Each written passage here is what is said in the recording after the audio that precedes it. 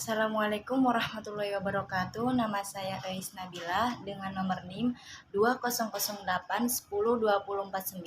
Saya dari kelas pendidikan Bahasa Arab kelas 3C, Fakultas Ilmu Tarbiyah dan Keguruan IAIN Syekh Nurjati Cirebon. Nah, di sini saya ingin sedikit menjelaskan tentang Nadhariyah Wahdah dan Nadhariyah Furu'. Dalam pembelajaran bahasa asing, khususnya bahasa Arab, yang pertama itu ada pengertian Nadhariyah Wahdah. Nah, apa sih pengertian Nadhariyah Wahdah itu? Nadhariyah Wahdah itu sebuah sistem atau sebuah teori yang memandang bahwa itu sebagai satu kesatuan yang utuh dan saling berhubungan dan berkaitan. Nah, bukan sebagian yang terpisahkan satu sama lainnya. Nah, jadi Nadhariyah Wahdah itu merupakan teori yang memandang bahwa bahasa itu adalah satu kesatuan yang utuh.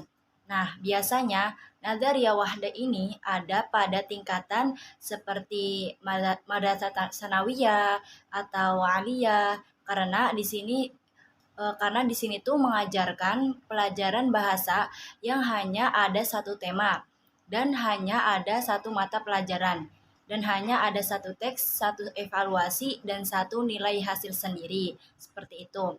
Nah, menurut Ibrahim pada tahun 1973 bahwa sistem Nadhariyah Wahdah merupakan sistem yang memandang bahasa Arab sebagai satu kesatuan dari beberapa unit yang saling menguatkan. Apa sih unit-unit tersebut? Nah, yang pertama itu ada dialog atau dalam bahasa Arab disebut al-hiwar. Nah, yang kedua yaitu membaca atau biasa disebut dengan al-qiraah. Nah, yang ketiga yaitu struktur biasanya disebut tarkib. Dan yang keempat yaitu ada menulis al-kitabah. Dan lima ada hafalan al-mufradat, dan yang keenam itu ada apresiasi sastra yang bisa kita sebut sebagai at-tadawuh al-adabi. Nah, karakteristik dari Nadhariyah Wahdah yang pertama itu berbasis topik atau teks bacaan. Nah, dalam pembelajaran berbasis teks ini, bahan utama kegiatannya itu adalah yang pertama pemahaman kosakata, yang kedua pada pemahaman analisis buku atau analisis teks, dan yang ketiga yaitu ada penguasaan bunyi-bunyi bahasa melalui kegiatan membaca, yang keempat ada percakapan topik yang relevan, dan yang kelima itu ada latihan menulis berdasarkan bacaan, dan yang terakhir ada penguasaan struktur atau tata bahasa yang terdapat dalam suatu teks. Nah, yang kedua, pembelajaran yang berbasis situasi atau percakapan ini biasanya itu dikembangkan melalui berbagai cara. Antaranya yaitu yang pertama dramatis teks sampai dengan percakapan bebas. Dan yang kedua yaitu latihan menghafalkan dan membedakan bunyi-bunyi tertentu. Dan yang ketiga yaitu latihan menulis dan mengubah teks dialog menjadi narasi. Dan yang keempat yaitu memahami teks bacaan. Kelima, pembahasan struktur bahasa atau tata bahasa dalam suatu teks. Nah, berikutnya ada dasar Nadhariyah al-Wahdah dalam pengajaran bahasa Arab, dan ada dasar psikologis atau biasanya menyangkut dengan ilmu jiwa. Nah, yang pertama yaitu membangkitkan semangat belajar dan menghilangkan kejenuhan disebabkan adanya variasisasi aktivitas belajar.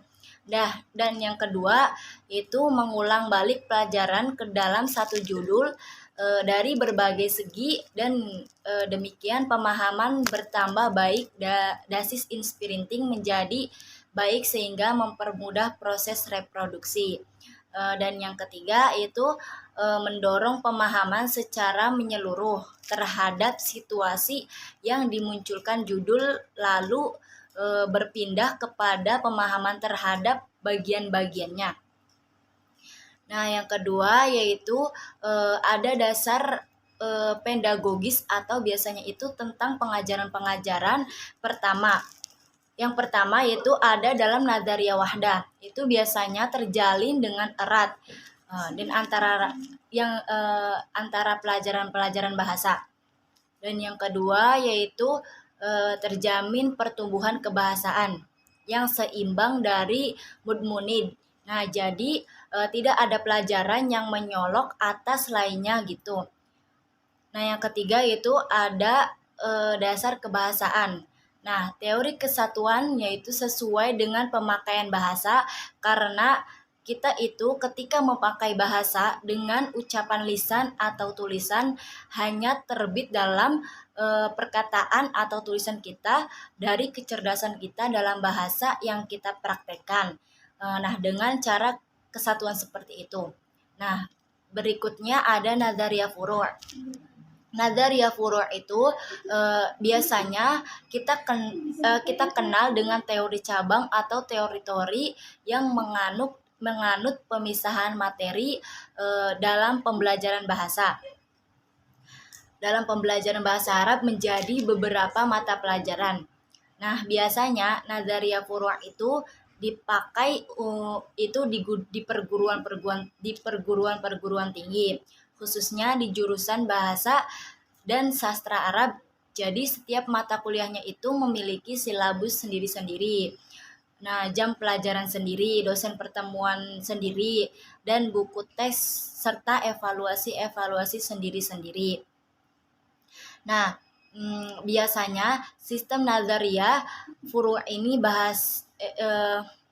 biasanya dalam sistem Nadharia Furu' ini bahasa itu dibagi menjadi beberapa cabang, yaitu diantaranya seperti mata pelajaran Nahwu, mata pelajaran Shorof, mata pelajaran Mutola'ah, mata pelajaran Istima', mata pelajaran Muhadasah, dan mata pelajaran Imla, dan lain sebagainya. Nah, selanjutnya yaitu ada kelebihan dan kelemahan dari sistem Nadharia Al-Wahdah. Nah, kelebihan sistem ini adalah landasan teoritisnya itu kuat, baik teoritis psikologi, teori kebahasaan, ataupun teori kependidikan. Nah, karena dari sistem psikologi ini, sistem terpadu ini itu sesuai dengan cara kerja otak memandang suatu, yaitu dari global atau keseluruhan baru ke bagian-kebagiannya gitu. Nah, variasi bahan dan variasi teknik penyajiannya juga dapat menghilangkan siswa dari kejenuhan. Nah, dari segi teori kebahasaan, sistem ini sesuai dengan watak bahasa yang memadukan sebagai unsur dan keterampilan berbahasa.